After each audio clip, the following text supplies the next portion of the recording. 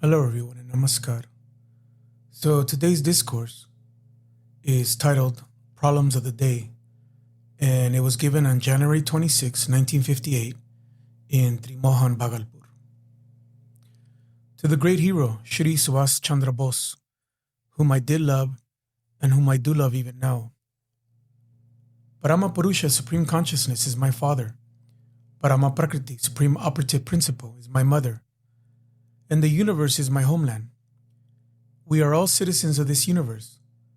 The universe is a thought projection of the macrocosmic mind, and it is in the extroversial and introversial phases of the cosmic imaginative flow that the creation, preservation, and destruction of all entities continues.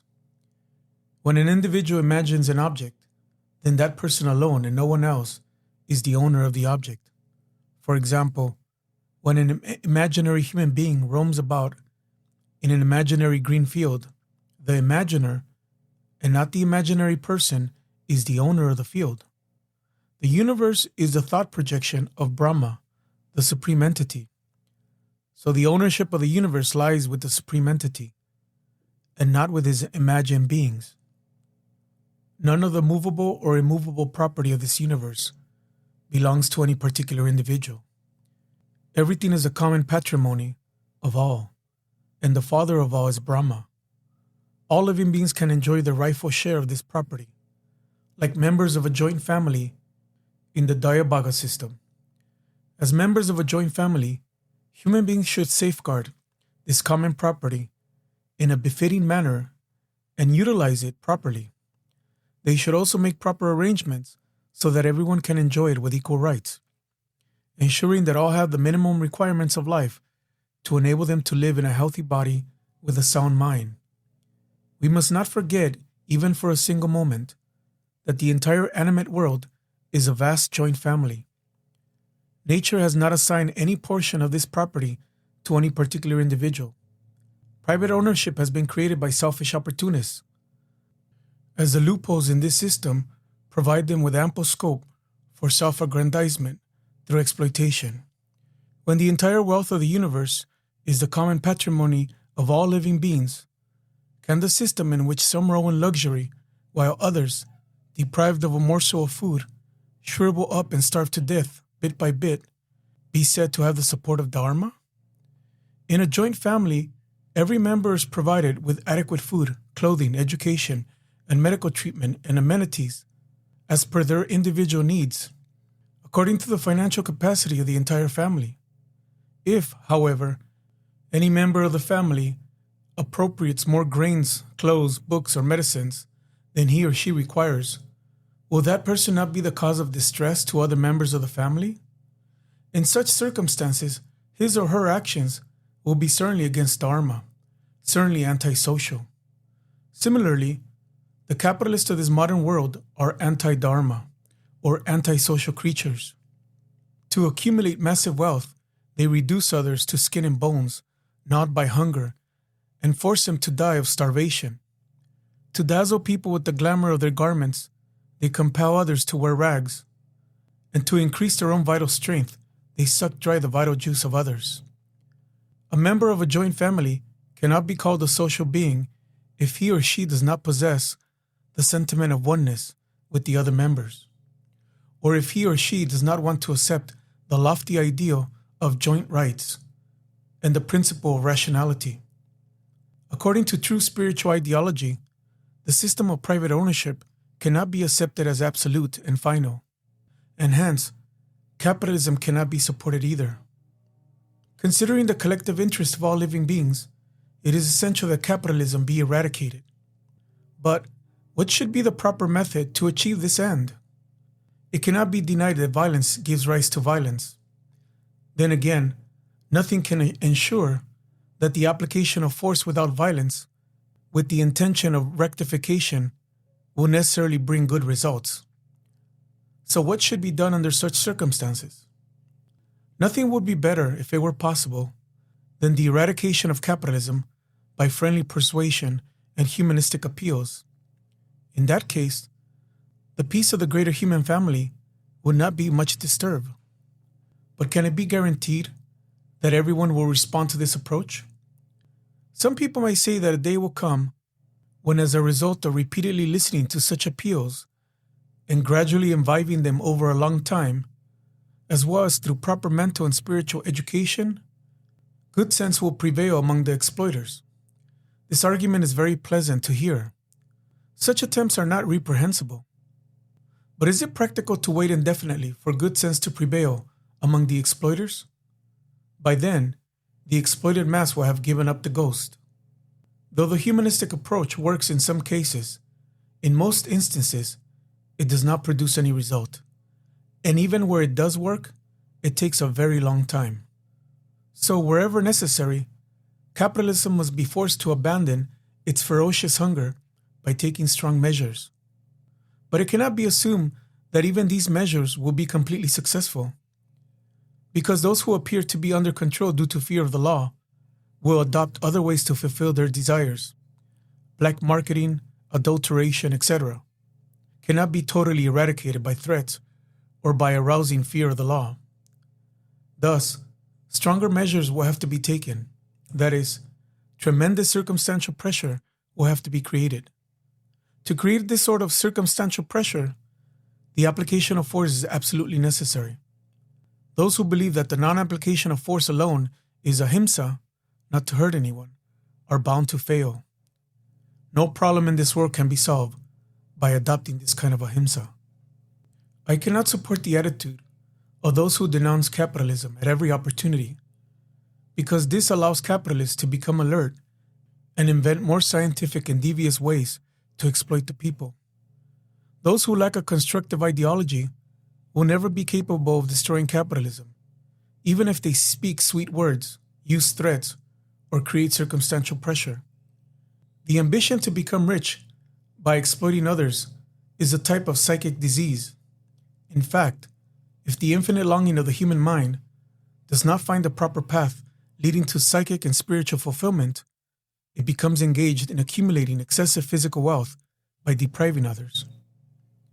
If any member of a joint family appropriates food from the family food store by using physical or intellectual force, he or she becomes a cause of misery to others. Similarly, when capitalists declare, "We have amassed wealth by our talent and labor," if others have the capacity and diligence, let them also do the same.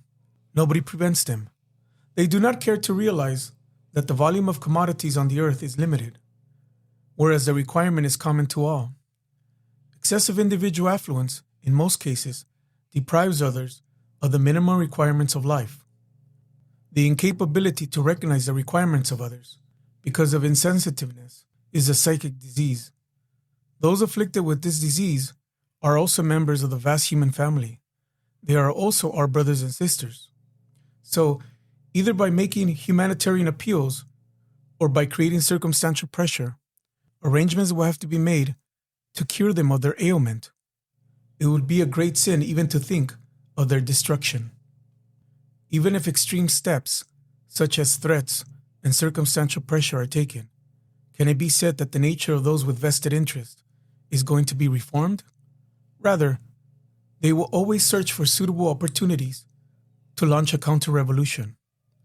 To protect the common people from the clutches of exploitation, as an initial measure, we will have to create circumstantial pressure. But to reform the character of these ailing people, long-term arrangements will also have to be made for their psychic and spiritual education. Human society is ready to wait indefinitely to reform their character by psychic and spiritual methods, because by then their fangs will have been broken. And by creating circumstantial pressure, their capacity for exploitation will have been snatched away. Another excellent example of vested interest is the caste system. Once a section of people establish its supremacy over others through the power of superior knowledge and intellect. Even today, the descendants of that section of people want their social supremacy and opportunities for exploitation to continue unchallenged. We cannot neglect even a single living being in this creation, nor can we ignore the smallest part of the universe. So as far as possible, the industrial system should be organized according to the principle of decentralization. Industrial development in one part of the world cannot satisfactorily eradicate poverty or unemployment in another part. Therefore, in the industrial system, it is necessary to build up numerous self-sufficient units, at least for those industrial and agricultural commodities which are considered to be essential for maintaining life. Otherwise, people will have to suffer tremendous hardships during war and other abnormal circumstances. With the development of transportation and communication, the size of these units can be expanded. In the field of industry, the necessity of both small-scale and large-scale industries will have to be accepted. For example, the requisite amount of yarn needed to meet the demand for cloth in a self-sufficient unit may be produced by many big yarn mills. Here the production of yarn can be treated as a large-scale industry, and with the help of this industry, numerous small-scale industries will prosper. Viable weavers' cooperatives can be established, centered on each yarn mill. Weavers will then get the opportunity to weave cloth while remaining in their own homes. They will no longer be required to leave their homes at the call of a distant large-scale industry. At the same time, the weaving industry will not suffer even during times of war, because everything will be within easy reach. The acceptance of both small-scale and large-scale industries does not mean that old machinery is to be encouraged. With the development of science, advanced machinery will have to be utilized. The attempt to stop the use of sugar by advertising the benefits of molasses, or to campaign against mill-made cloth by extolling the virtues of khadi, is senseless. As long as advanced mechanization and scientific decentralization have not been adopted, molasses, hand-spun cloth, and similar enterprises should be encouraged, and their importance to the rural economy must be accepted. Where industrialization is intended to plunder profits, obviously the policy of decentralization is not likely to be supported. But where industrialization is intended to meet the requirements of society, there can be no objection to the policy of decentralization. In fact, the use of advanced scientific technology means rapid mechanization. Conservative people vociferously criticize this mechanization. Actually, such mechanization within a capitalistic structure inevitably brings more misery in the form of unemployment to the common people. That is why conservative people oppose it.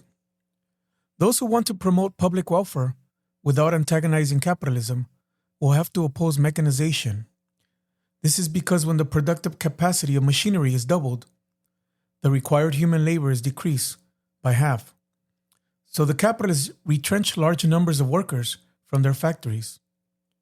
A few optimists may say, under circumstantial pressure, other ways will be found to employ these surplus laborers in different jobs. And the very effort to find these alternatives will accelerate scientific advancement. So the ultimate result of mechanization under capitalism is in fact good.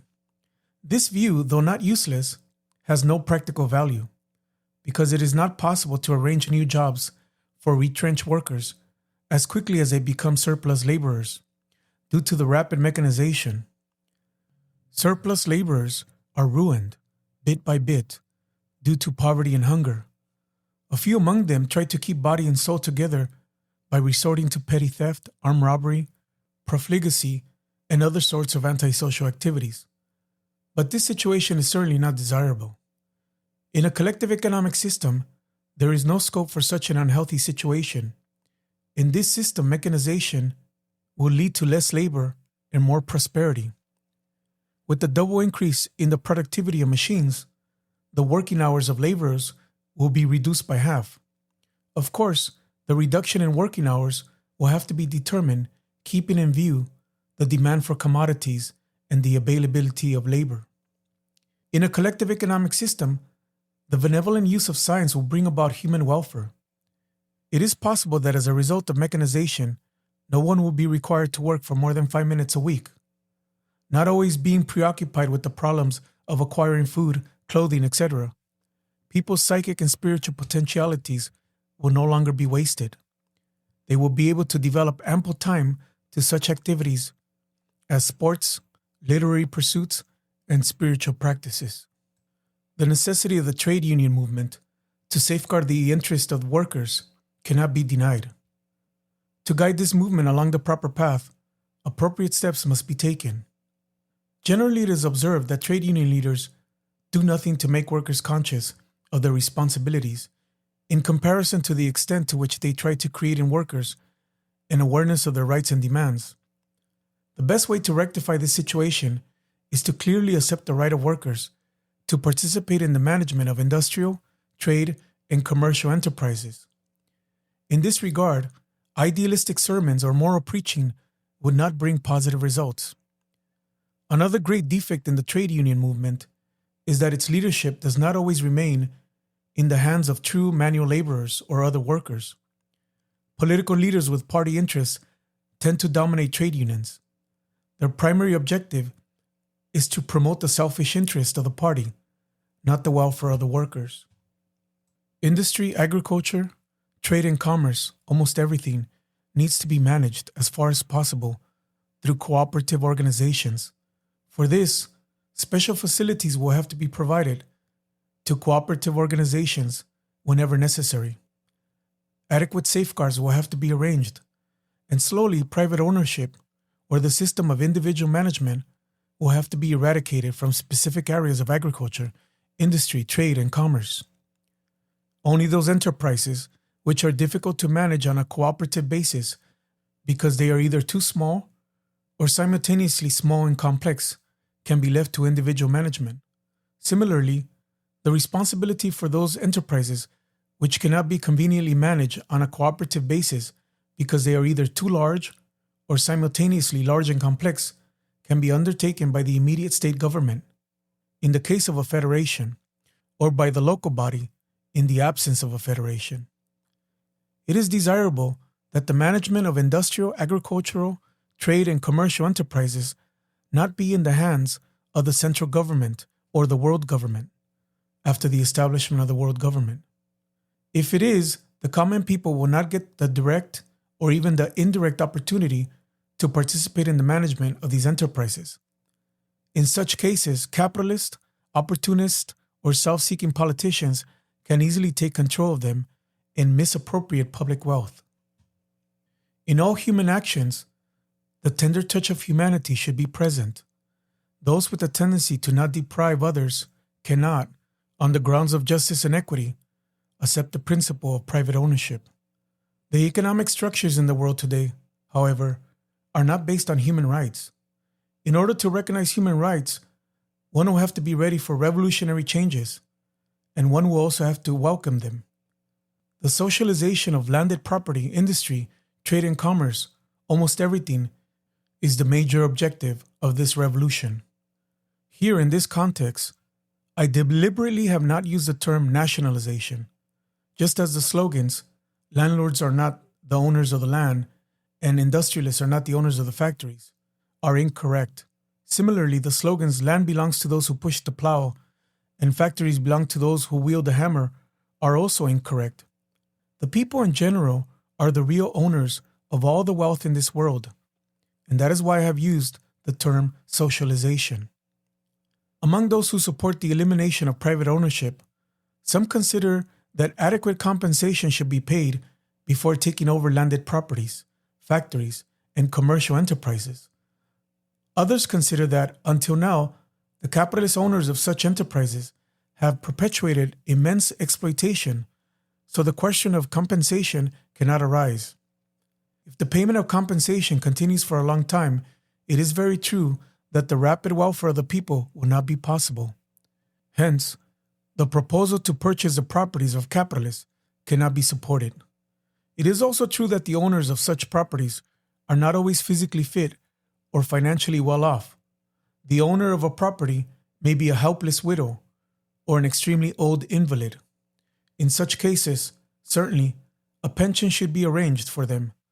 Of course, if the owner of a property happens to be a minor, then definitely a stipend has to be arranged for his or her upbringing and education.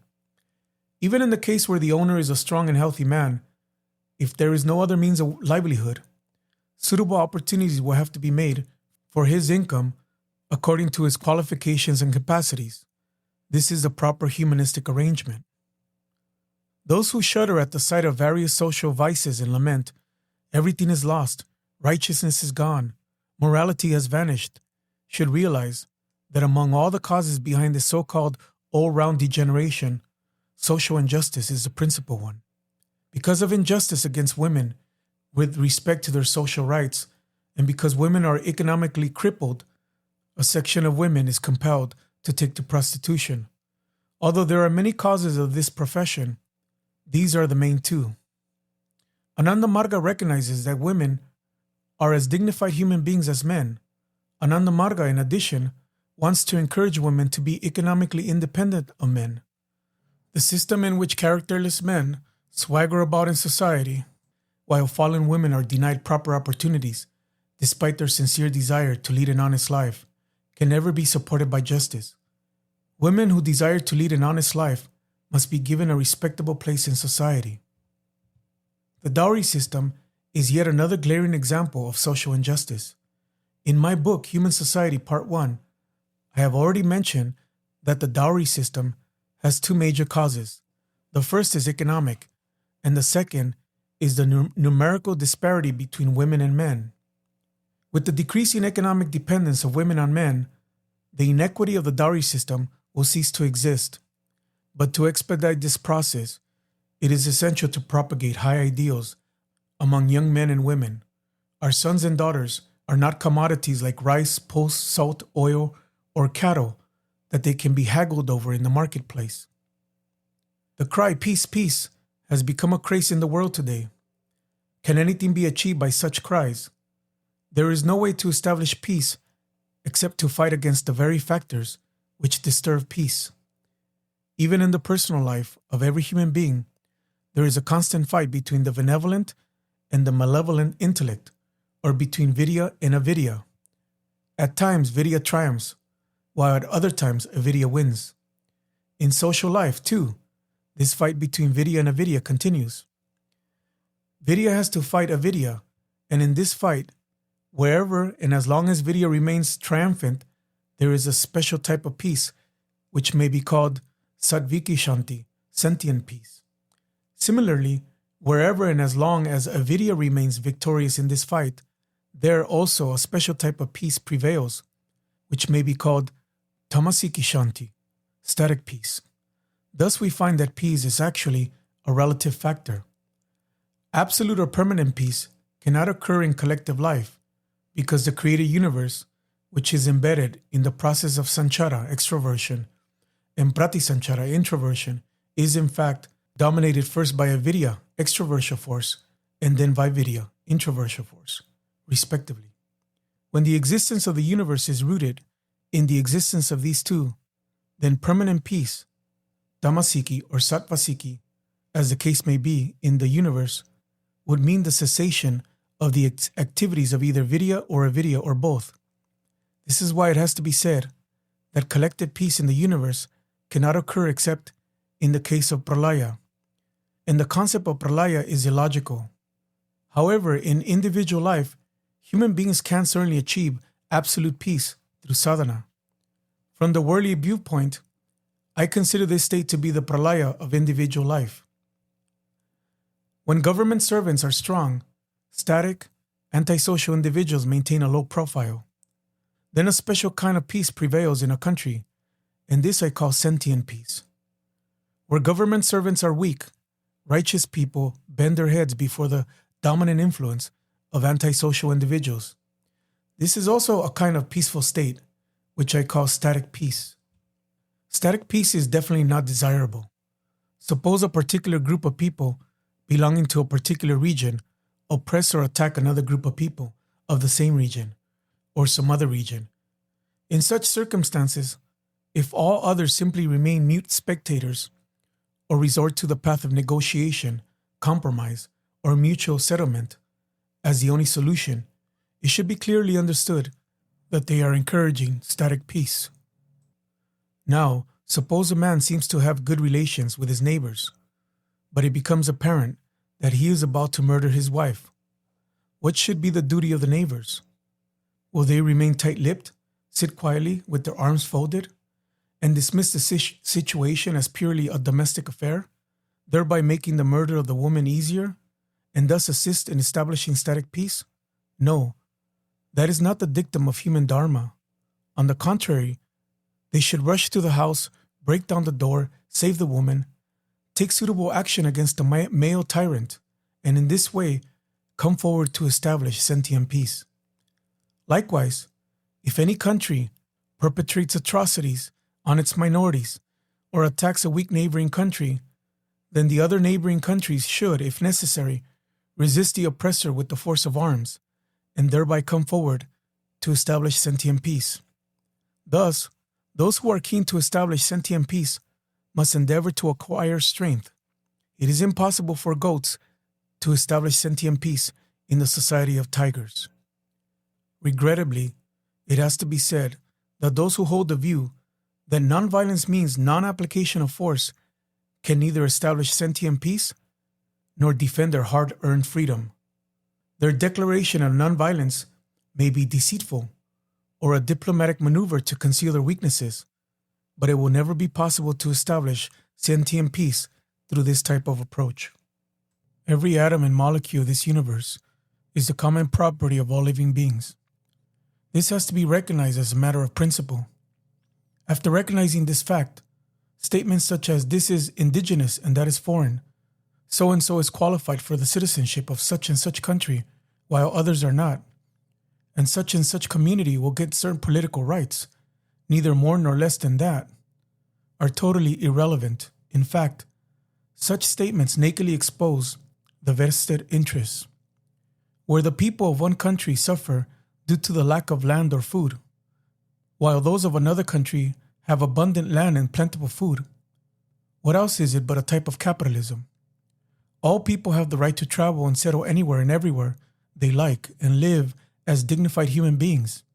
This is their birthright. If certain groups in any country refuse to accept this fundamental right of human beings, then it is to be understood that their slogans for peace are nothing but mere hoaxes intended to hoodwink the people. What to speak of this tiny Earth? Every planet, satellite, star, meteor, and galaxy is the homeland of human beings. If anyone wants to deprive people of this birthright, human beings will have to establish it by force.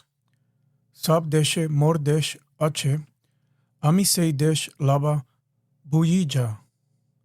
All countries are my native land. I shall select my own homeland. The absence of collective outlook is the root of all evil. The strong are perpetrating atrocities and injustices on the weak. Powerful human groups are exploiting powerless ones. Under such circumstances, it is the duty of the virtuous people to wage war on the oppressors. It is no use sitting quietly, waiting indefinitely for moral preaching to bring results. All virtuous people will, therefore, have to become united. At the same time, preparations will have to continue to fight against the demons. Those who perpetrate atrocities on collective life or on a particular human group cannot be pardoned. In such cases, pardoning not only reflects weakness, it also encourages injustice, because the oppressors become more tyrannical. In individual life, if an innocent person is oppressed by dishonest people, the person, if he or she so desires, may pardon the oppressors just to test his or her capacity for tolerance or for some other reason. But if the oppressors torture a human group, in that case no single individual, as a representative of the group, can pardon them. And actually, that person has no right to do so. If the representative acts beyond his or her jurisdiction, that person will be denounced by the group he or she represents. So it has to be said that pardoning is a practice for individual life only, not for collective life. The more the human mind becomes magnanimous or expanded, the more it rises above the sentiment of tribalism, communalism, provincialism, etc. Often I hear people say that nationalism is an appreciable sentiment and that there is no narrowness in it. But is this true? Nationalism is also relative, just like tribalism, communalism, or provincialism.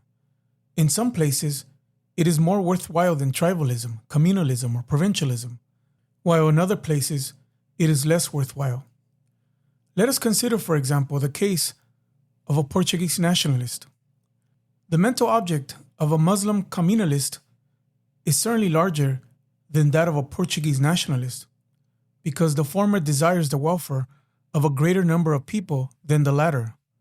This is because the number of Muslims in the world is greater than the number of Portuguese. Judged from this perspective, I cannot denounce the sentiments of a Muslim communalist in comparison to a Portuguese nationalist. Similarly, it has to be accepted that the sentiments of a Rajput casteist are broader than those of a Portuguese nationalist, because the former desires the welfare of more people than the latter. Likewise, the feelings of an Andrite provincialist will have to be considered broader than those of a Portuguese nationalist. If one supports provincialism with 75 million Bengalis, it must be accepted that these feelings are more expanded than the nationalism of most of the nations of the world. The population of most of the nations of the world is less than the population of Bengal. Hence, it is observed that communalism, casteism, provincialism, and nationalism are all the same defective type. Those who are able to capitalize on one of these sentiments advocate it volubly. In fact, every one of these sentiments suffers from the defect of ism and is completely filled with narrowness, violence, envy, mean-mindedness, etc. Those who enter the field of social welfare by creating division between yours and mine substantially widen the fissures of vociferous intellect in human society. Those who want to promote the welfare of all human beings, remaining above all sorts of parochial sentiments, have no alternative but to embrace universalism with their heart and soul. There is no other way. As universalism is totally devoid of any characteristic of ism, it is not proper to depict universalism as an ism. If everyone is looked upon as one's own, no one remains beyond the periphery of one's kith and kin. Naturally, then, there is no scope for violence, envy, narrowness, etc. The more time is passing by, the more the glare of casteism, provincialism, communalism, and nationalism is fading away. The human beings of today must understand that in the near future, they will definitely have to accept universalism. So those who seek to promote social welfare will have to mobilize all their vitality and intellect in the endeavor to establish a world organization, abandoning all plans to form communal or national organizations. They will have to engage themselves in constructive activities in a straightforward manner, instead of resorting to duplicity and deceitfulness. Many people say that divergent national interests are the only impediments to the formation of a world organization or a world government. But I say that this is not the only obstacle. Rather, it is just a minor impediment. The main obstacle is the apprehension of local leaders that they will lose their leadership. With the establishment of a world government, the total domination which they exercise today in their respective countries, societies, and nations will cease to exist. Divergent national interest and popular skepticism may stand in the way of the formation of a world government. To allay baseless fears from the minds of the people, tasks should be carried out step by step. Obstacles will have to be negotiated with an open mind, and the world government will have to be strengthened gradually, not suddenly. For example, to run the world government, 2 houses may be maintained for an indefinite period. The lower house will be composed of representatives from various parts, i.e., countries of the world, elected on the basis of population. The members of the upper house will be elected country-wise. This will provide opportunities to those countries which cannot send even a single representative to the lower house due to their small population, because they will be able to express their opinions before the people of the world by sending their representatives to the upper house.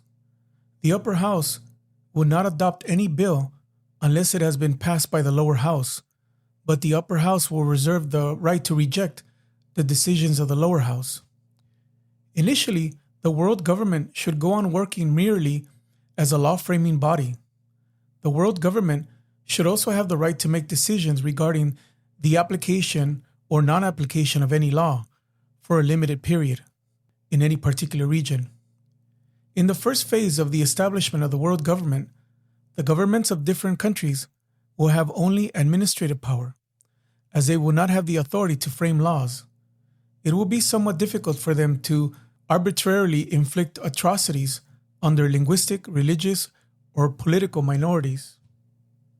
With advances in technology, the mastery of human beings over space and time will continue slowly to increase.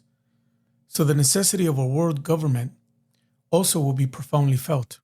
Gradually, the people in one region of the world will have to interact more with the people in various other regions.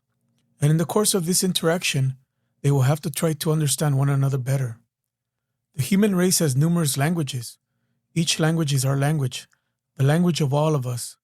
In this context, sentiments such as my language, your language, or indigenous language, foreign language, are extremely defective. Only this much can be said, that we have many languages, but I can express myself in one or more than one language among them. Although all the languages of the world deserve equal respect, a common language for the convenient exchange of ideas among people of different regions of the world will have to be selected. The most widely spoken language in the world will have to be accepted with an open mind as the Vishwa Vasa, universal or world language. As long as the world government is not vested with full administrative authority over the entire world, different states in various parts of the world may, at their convenience, accept the world language or any other local language as their official language. Whatever language may be accepted as the official language by any particular state, it would not be proper to allow any slackness in facilitating the study and teaching of the world language. Under no circumstances can we keep ourselves cut off from the rest of the world like frogs in a well, or staying away from our brothers and sisters throughout the world in the name of nationalism. Under no circumstances should we die breaking our heads in darkness. Although at present English is the world language, all languages are subject to birth and death, so it cannot be said that English will continue to enjoy the same status for eternity. The most widely spoken language in the world and in any particular age will have to be acknowledged as the world language of that age. For the general convenience of the people of the world, the necessity of a world script is not as great as the necessity of a world language. But then, it cannot be denied that learning languages will be easier if different languages of the world are written in one script. Among all the scripts prevalent in the world, the Roman script is the most scientific. But if this script is used for all spoken languages, certain practical difficulties will arise. Besides this, people are partial to their regional scripts. In my opinion, it is better if the decision whether to use the Roman script for different languages or not is left to the people who speak those languages. The greater the number of people who learn the Roman script as the world script, the better it is. There is no rule that the script of the world language of a particular age is to be the world script of that age. Rather, the script which is judged to be the most scientific script of the particular age will be the world script. The study of the world language of the age should be undertaken in that very script. Compared to the world language, the necessity of a world script is much less, while a world dress is not necessary at all. Why only a world dress? In my opinion, even the national dress of different countries is not desirable. People select their dress in accordance with the local climate and environment, depending upon their physical needs and professional requirements. Hence, it is better not to criticize anyone's dress. For example, the normal dress in Eastern India and East Pakistan, Bangladesh, is lungi, dhoti, men's lower body garments, and Punjabi, a style of men's shirt.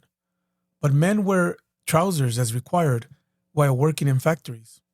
Likewise, in northwestern India and West Pakistan, while the traditional dress is pajama, loose-fitting pants, and shiroyani, another style of men's shirt, peasants never wear this dress while plowing the fields. Under such circumstances, the question whether one dress is good and another is bad does not arise. The human race has only one culture. I am not prepared to accept that there are numerous cultures. But then, this much can be said. The dances, songs, pronunciations, and festive celebrations of various groups of the human race have their local peculiarities. These local peculiarities, or differences in manners and customs, cannot be considered separate cultures. Such differences in the local manners and customs of human beings cannot be removed by the force of law or by dictatorial rule.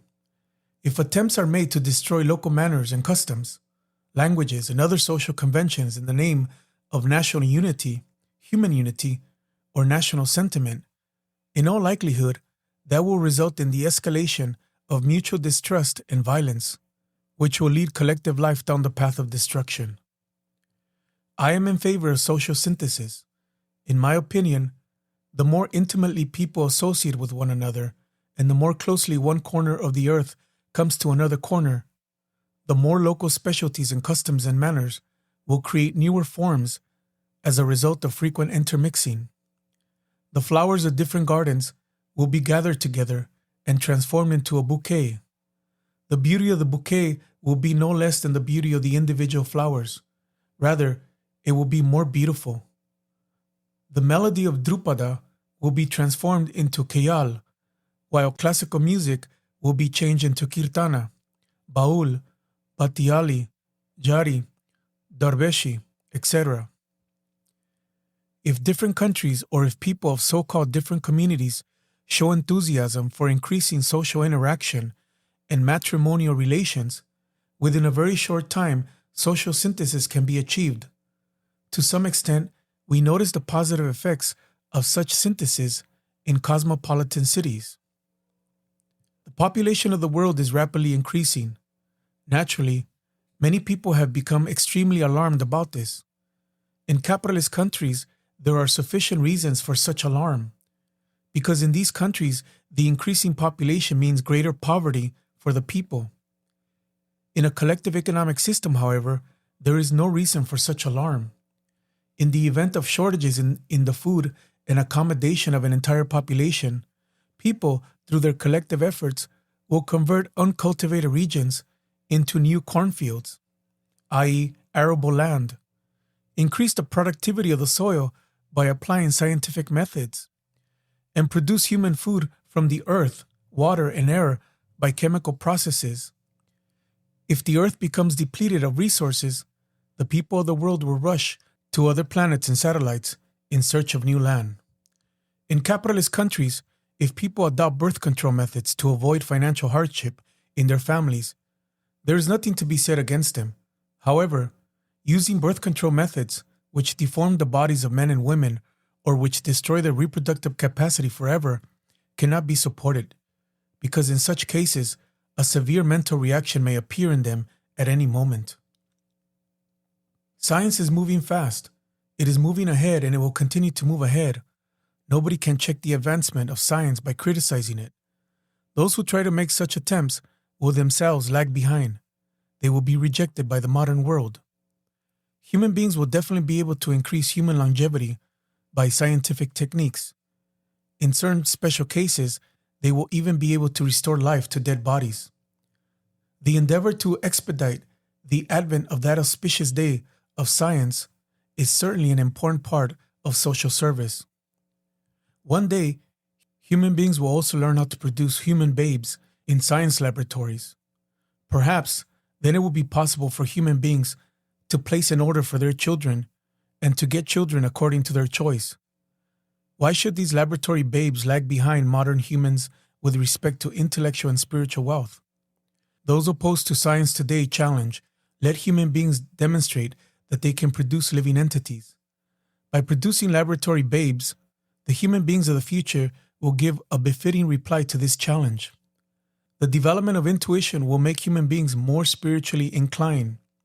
What Saguna Brahma, the qualified supreme entity, is directly doing today will be done increasingly by the human beings of tomorrow.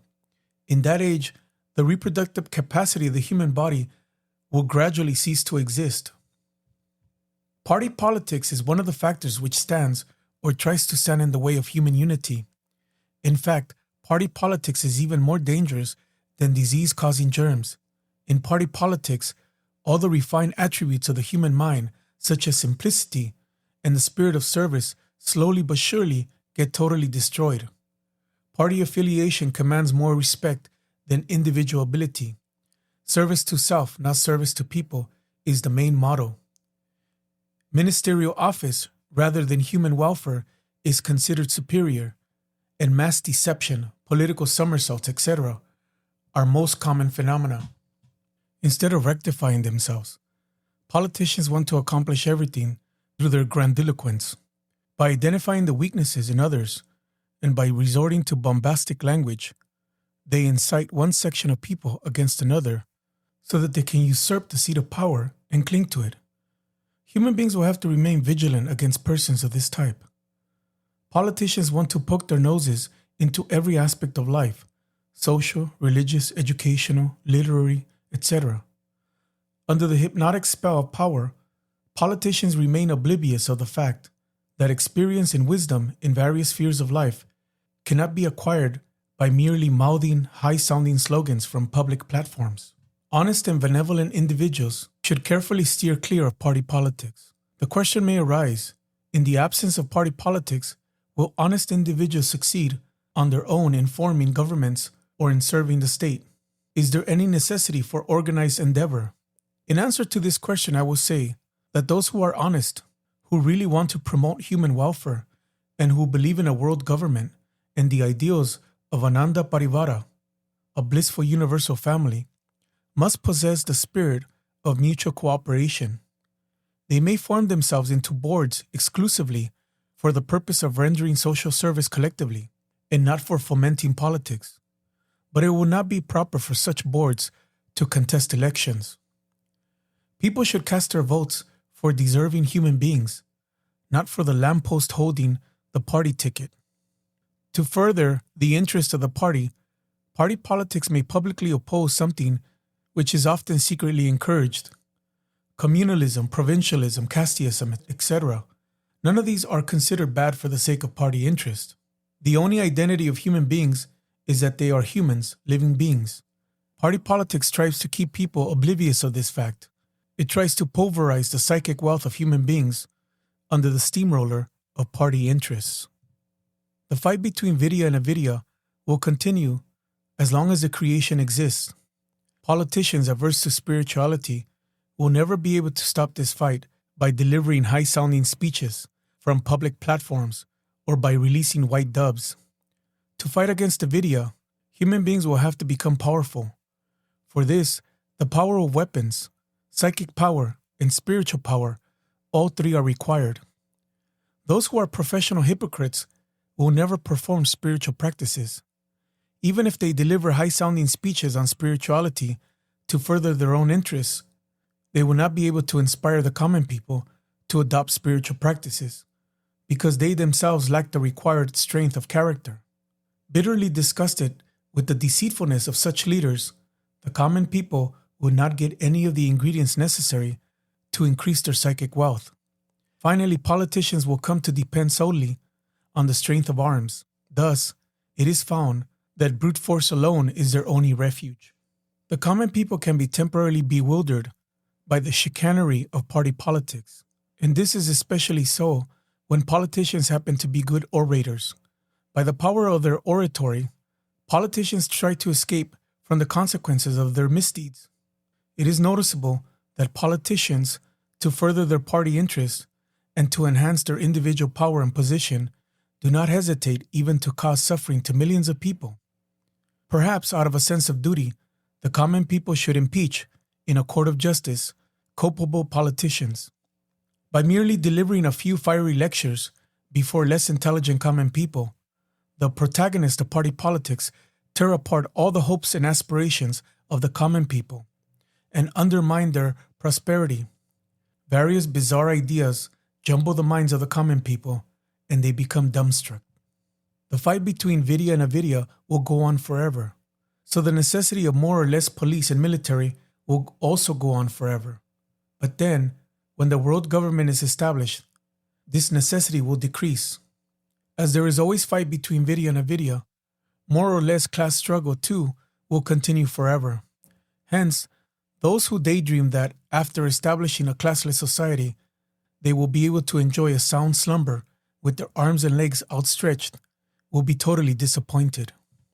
It is essential to keep the educational system meticulously free from the clutches of party politics.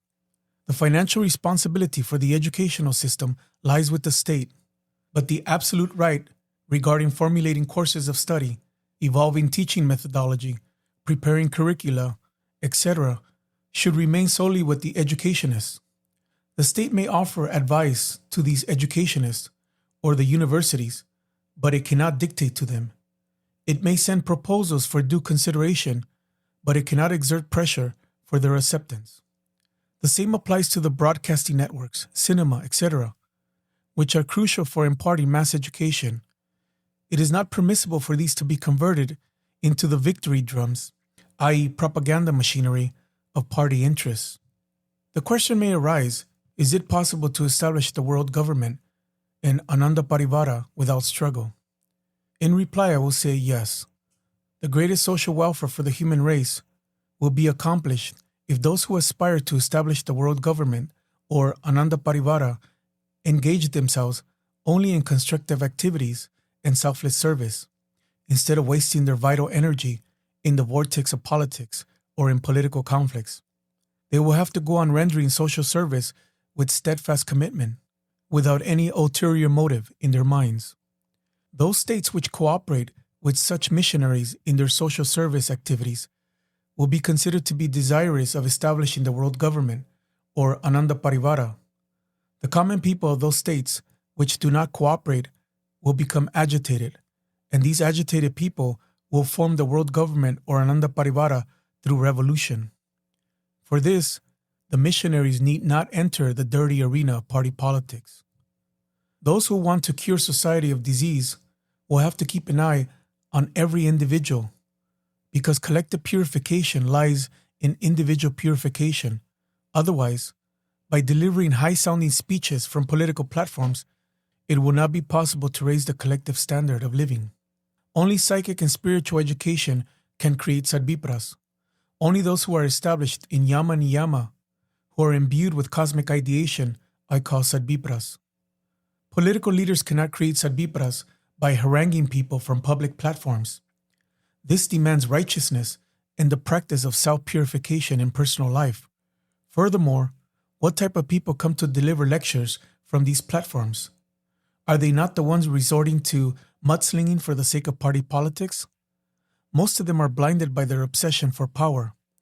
So what can they teach others? Adenave niyamana yatanda. They are just like the blind leading the blind. As a system of government, democracy cannot be accepted as the highest and best. Among all the systems human beings have been able to devise so far, democracy can be considered to be the best of a bad lot. If human beings can devise a better system in future, it will be proper to accept it wholeheartedly. Many defects in democracy have been discovered by human beings who have already started rectifying them. In a democratic system, securing the highest number of votes is proof of a person's eligibility. However, this eligibility is not adequately examined in all cases. In my opinion, the popularity of a candidate securing the highest number of votes needs to be tested again if he or she polls less than half the total number of votes cast. In this test, arrangements will have to be made so that people can vote either for or against the candidate. If the candidate polls more favorable votes, only then will he or she be declared elected. No candidate should be declared elected without a contest. Rich and influential people can compel other candidates by financial inducements or intimidation to withdraw their nomination papers. So in cases where it is found that there is only one candidate, the popularity of the candidate will have to be tested. If the candidate fails in this test, the candidate and all those who withdrew their nomination papers will forfeit the right to contest the subsequent by-election for that constituency. This means that they will have to wait until the next election. Although the system of seat reservation is against democratic principles, temporary arrangements for seat reservation, if desired, may be permitted for backward communities. But generally it is found that among the representatives of backward communities, the number of competent persons is very few. Hence, the right to contest reserved seats should not be limited to those belonging to a particular community. At the time of the primary election of the candidates for the reserved seat, however, only those belonging to the community for which the seat has been reserved will enjoy the right to vote. That is, 2 people will be nominated for the one seat in the primary election. Later, either of the 2 will be finally elected by the vote of the general public.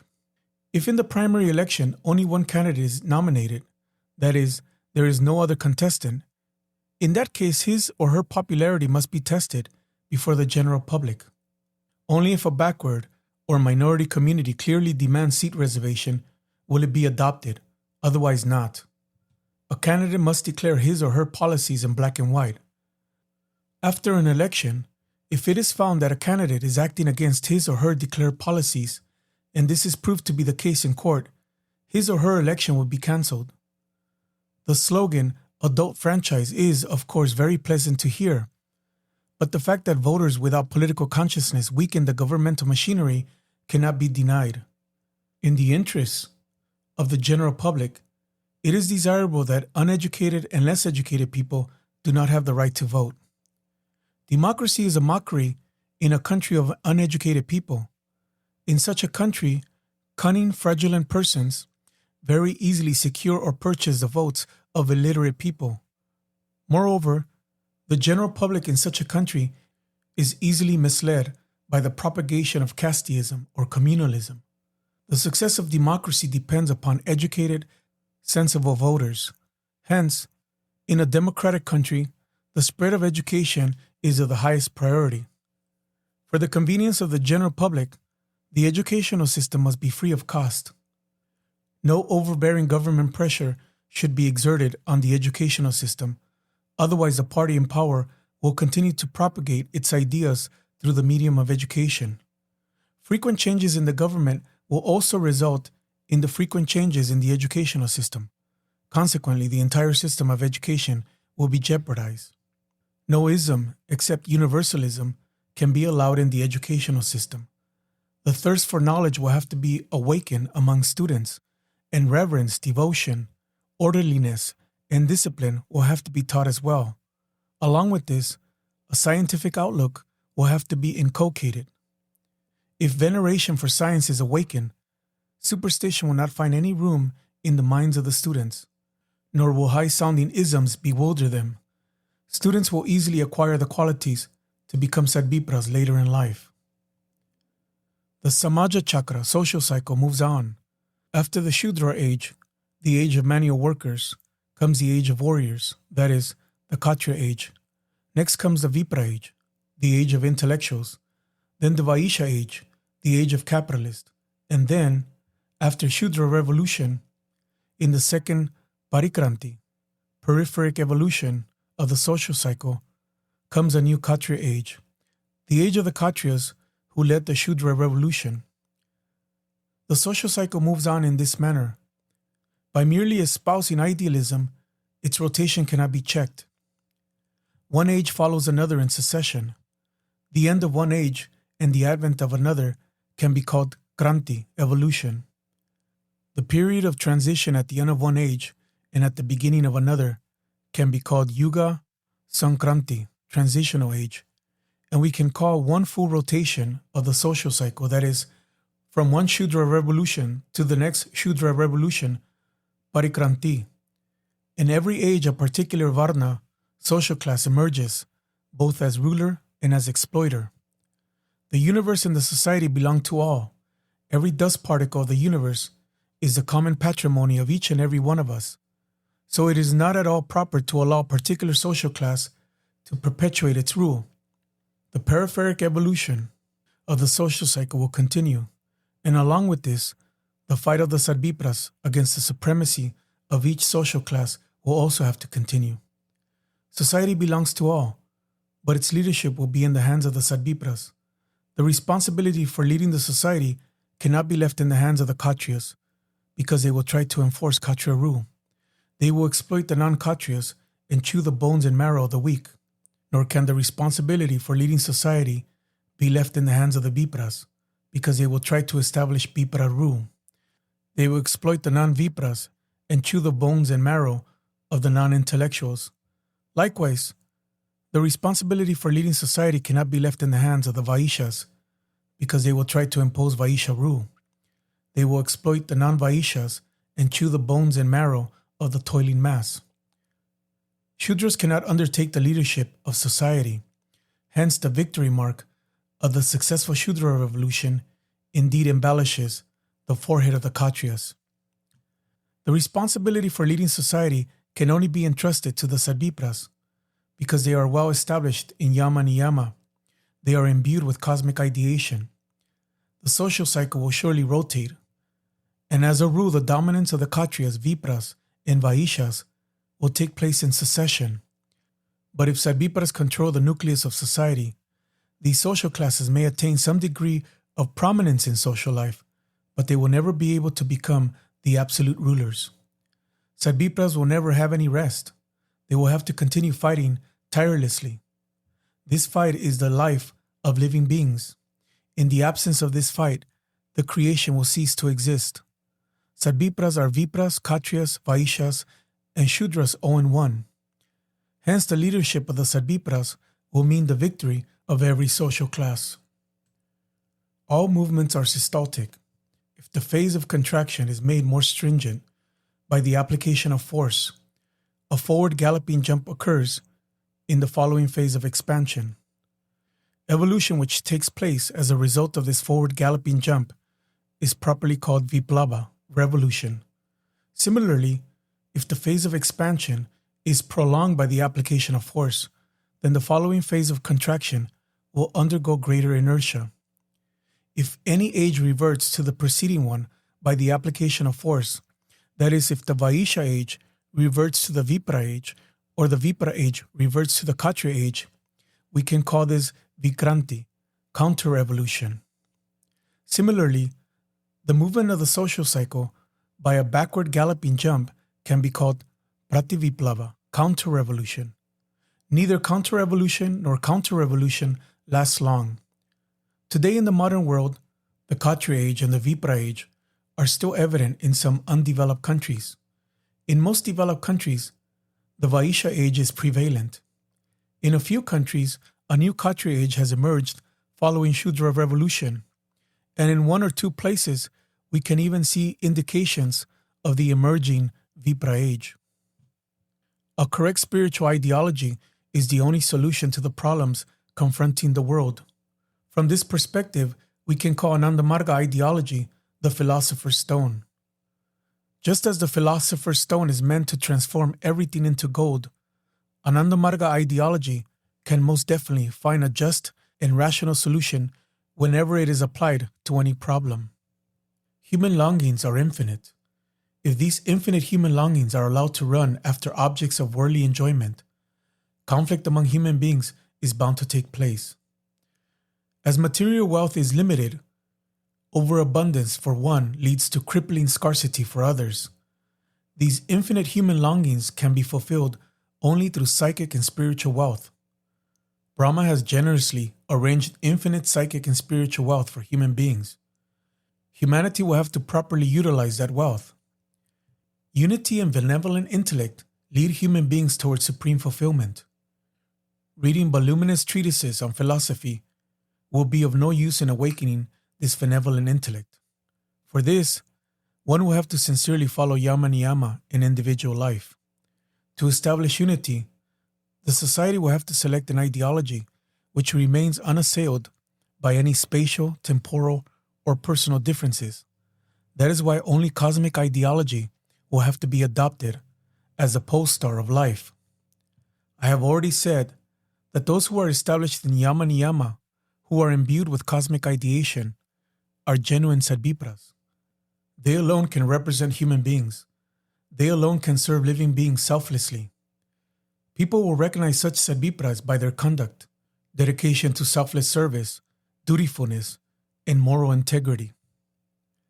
These sadvipras will firmly declare all human beings belong to one race. Everyone has equal rights. Human beings are brothers and sisters. These sadvipras will sternly warn the exploiters of society. The exploitation of human beings cannot be allowed. And religious hypocrisy cannot be tolerated, giving a clarion call to the fragmented human society from beneath the saffron flag, the symbol of service and sacrifice. They will proclaim at the top of their voices, "Human beings of the world unite," and they will sing in chorus, "Samga Chadvam, Samba Dadvam, Sambo Manam Sijanatam, Devavagam Jatapurve, Samjanana Upasate, Samani Vayakuti, Samana Ridayaniva, Samanamastuvo Mano, Jatavaha Sasasati." Let us move together. Let us radiate the same thought wave. Let us come to know our minds together. Let us share our wealth without differentiation, like sages of the past, so that all may enjoy the universe. Let our aspirations be united. Let our hearts be inseparable. Let our minds be as one mind, so that we live in harmony and become one with the Supreme. January 26, 1958, Renaissance Universal, Trimohan, Bhagalpur. Thank you.